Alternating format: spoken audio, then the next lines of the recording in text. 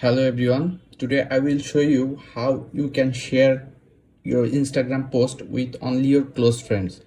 So at first, open your Instagram, then click on this plus button to post something. Then for example, I want to upload this picture. So click on next and again click on next. Then click on this audience button. As you can see, it's everyone now. So click on it.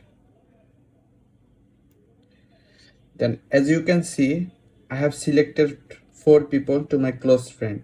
So you can add or delete someone by clicking on here. As you can see, my 4 close friend.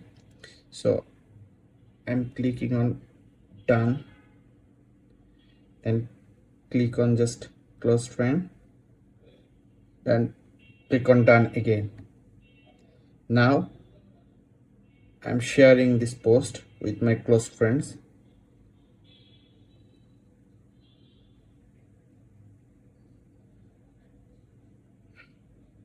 So